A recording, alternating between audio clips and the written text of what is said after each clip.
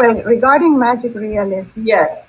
Latin American literature has been accused of magic realism, but it is the acknowledgement that the world is a very mysterious place, that we don't control many things, that we don't know the explanation of many things.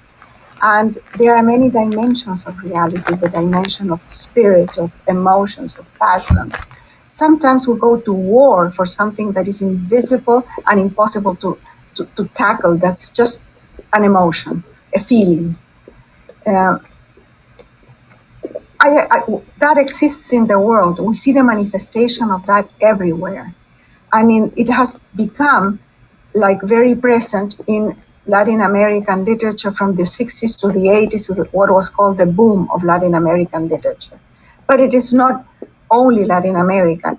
Think of Toni Morrison, think of Maya Angelou, think of many writers of color in this country, of African literature, of Scandinavian sagas. Really, the term magic realism was first used in Germany, and it came to Latin America in a weird way.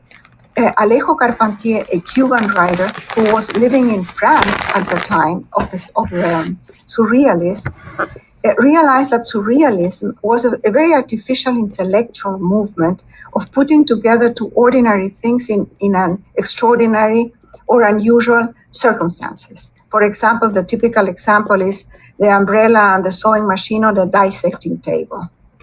But he realized that in Cuba, you didn't have to put them together. They were there already. So what you had to do is find a language that was rich enough, and it was not a European Spanish language, to express that abundance of extraordinary things that happen in everyday life. And they created this Latin American language that was exuberant, to express exuberant things. Now, the new wave of writers in Latin America abhor of magic realism. And there is one more thing that I need to point out, that there is a difference between magic realism and fantasy. Fantasy has no foundation in reality, no manifestation in reality. The trolls, the aliens, the Harry Potter's invisibility cloak doesn't exist. And we have never seen anything that reflects that possibility. But there are invisible Indians in the Amazon that paint their bodies in the colors of nature and walk so swiftly in the vegetation that they can be a yard away and you don't see them.